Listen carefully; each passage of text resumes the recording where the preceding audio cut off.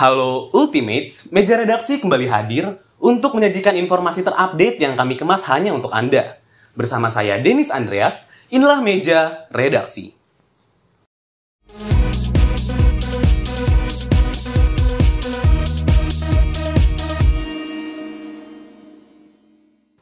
Ultimates, Indonesia berhasil melewati target medali dalam Paralimpiade Tokyo 2020. Kira-kira bagaimana ya rinciannya? Mari kita simak liputannya.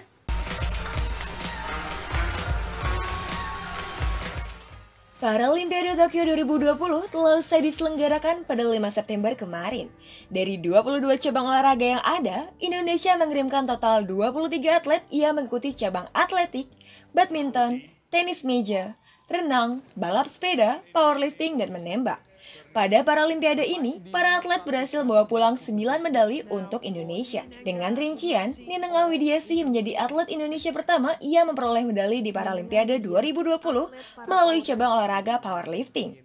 Ia berhasil membawa pulang perak. Kemudian, pada 27 Agustus, Sabto Yoga Purnomo memberikan medali perunggu untuk negara melalui cabang atletik.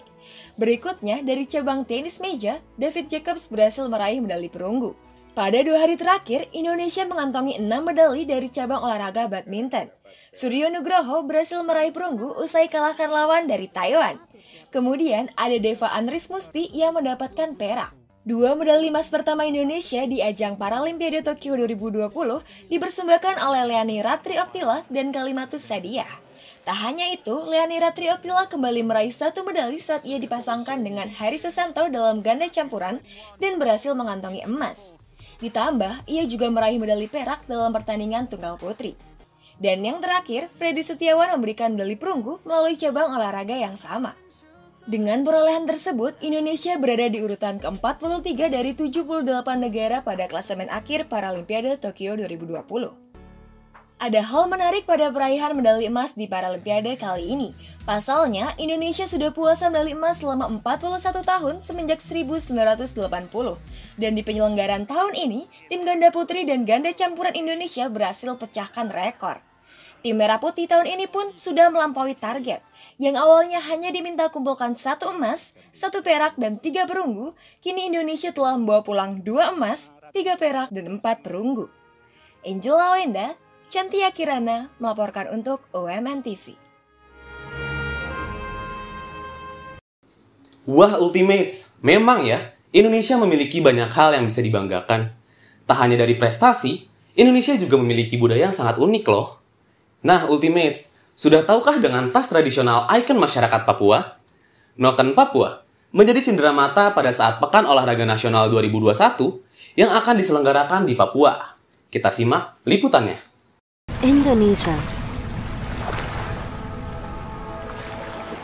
Indonesia memiliki banyak warisan budaya yang terkenal, bahkan mendunia. Salah satunya Noken Papua. Noken Papua adalah tas tradisional masyarakat Papua yang terbuat dari serat kayu, daun, atau batang anggrek yang dianyam atau dirajut. Noken Papua disebut sebagai warisan budaya dunia oleh UNESCO pada 2012 silam. Bagi masyarakat Papua, kemampuan perempuan merajut noken dianggap sebagai tanda kedewasaan. Tas tradisional ini dianggap spesial karena memiliki nilai filosofis di dalamnya. Dilansir dari laman Kemendikbud, noken mengajarkan kita tentang berbagi, demokrasi, dan kebenaran. Jelang Pekan Olahraga Nasional ke-20 yang akan dilaksanakan di Papua, tas tradisional warisan budaya ini dipercaya menjadi cenderamata untuk para atlet, ofisial, dan tamu.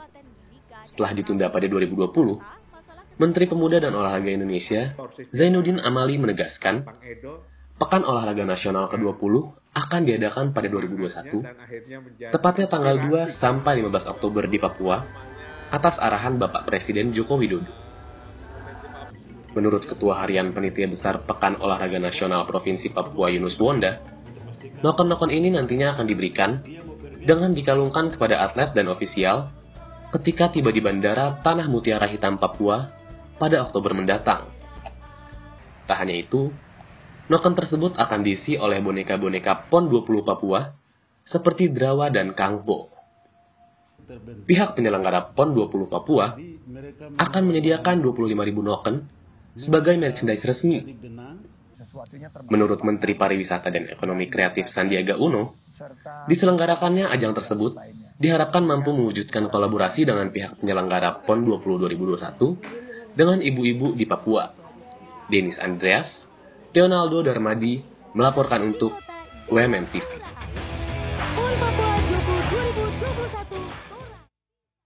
Gimana Ultimates, budaya dari tanah yang kerap diberi julukan Bumi Cenderawasih ini?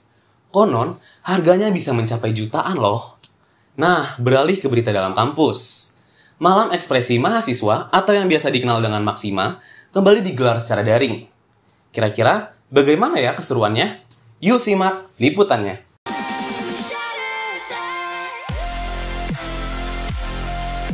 Ultimates, acara Maksima UMN 2021 kembali digelar. State hadir dengan rangkaian acara perkenalan hingga informasi seputar prestasi kegiatan. Berlangsung dari 23 Agustus sampai dengan 18 September, walaupun dilaksanakan secara online, acara tetap diselenggarakan dengan baik. Kegiatan yang memiliki tujuan untuk memperkenalkan mahasiswa baru pada unit kegiatan mahasiswa atau UKM demi mengembangkan bakat dan minat. Disambut dengan baik oleh mahasiswa, Maksima menghadirkan banyak warna dengan artinya masing-masing. Visi dari Maksima UMN 2021 adalah Dreamland. Tahun ini tuh ngambil tema Dreamland. Yang turut berpartisipasi dalam Maksima adalah UMN TV dan Rencang.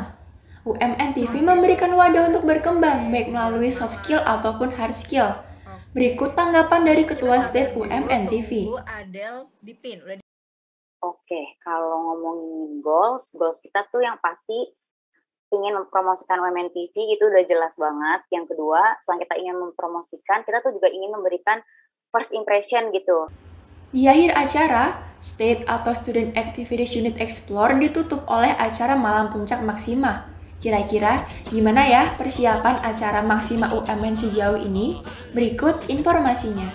Untuk perencanaan konsep sendiri itu udah dibentuk mulai dari Desember, kemudian dimatangkan bersama BPH dan dibantu dengan koor-koor juga, kemudian matang di bulan Februari itu.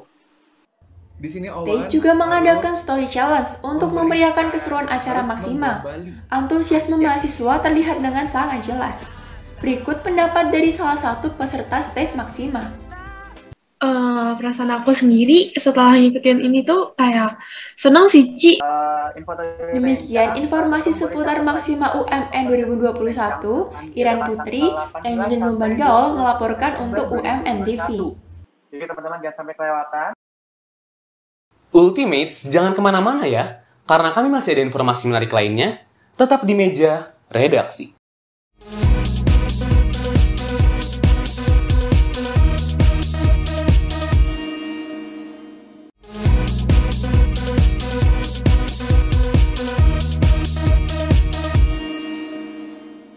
Kebocoran data pribadi merupakan masalah yang serius. Dampak kerugian seperti penipuan dapat terjadi. Lantas, bagaimana ya cara menjaga data pribadi kita? Berikut liputannya.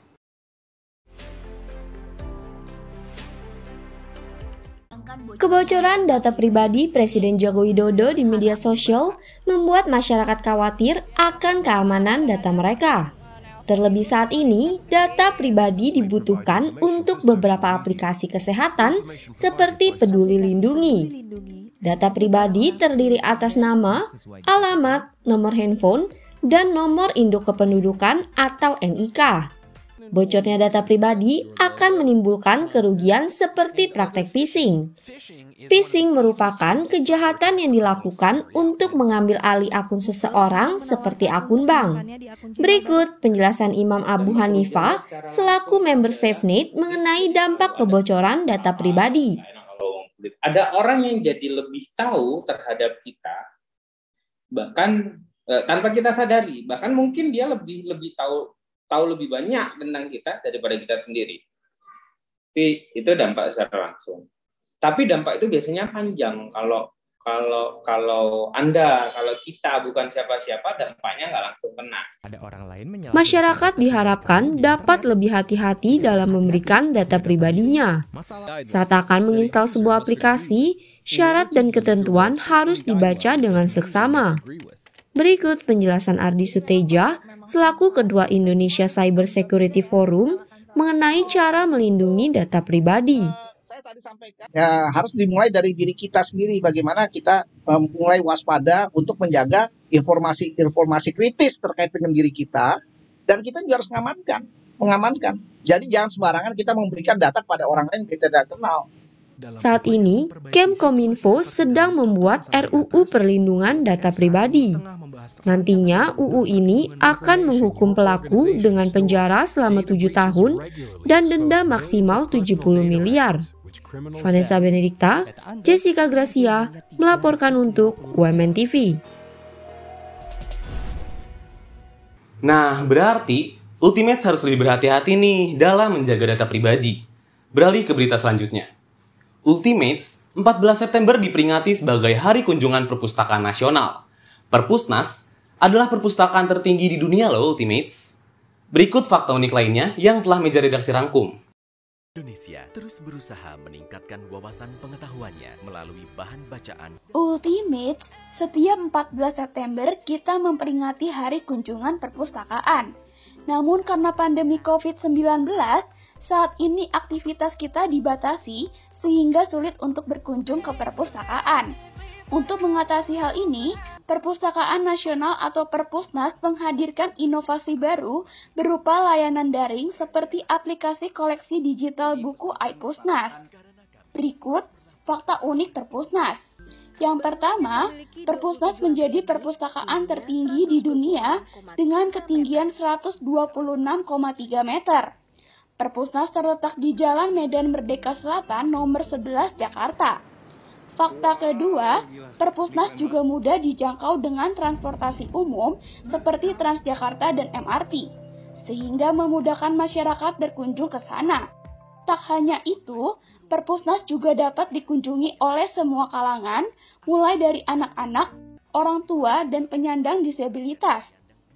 Fakta selanjutnya, ruangan di Perpusnas bisa digunakan secara gratis untuk seminar dan diskusi. Menariknya lagi, Perpusnas memiliki 10.334 buah naskah kuno yang diakui oleh UNESCO. Yang terakhir, Perpusnas memiliki 24 lantai. Di lantai paling atas, pengunjung akan dilayani dengan koleksi budaya Nusantara dan X-Lounge. Pameran pun sering diadakan di lantai tertinggi. Tak hanya itu, pengunjung juga bisa menikmati indahnya kota Jakarta dari ketinggian ini. Ultimate dapat mengunjungi Perpusnas mulai pukul 8 pagi hingga 5 sore. Itu dia fakta-fakta menarik dari Perpusnas. Clara Orindelia, Vicky Fiona melaporkan untuk UMN TV. Bahan pustaka dan sumber informasi. Ya, Ultimates, berita tadi menutup perjumpaan kita hari ini. Tetap saksikan meja redaksi setiap hari Senin pukul 7 malam dan Sanantara besok pukul 7 malam hanya di kanal YouTube UMN TV. Jangan lupa untuk selalu patuhi protokol kesehatan. Saya Dennis Andreas, mewakili segenap kru yang bertugas pamit undur diri. Selamat malam dan sampai jumpa.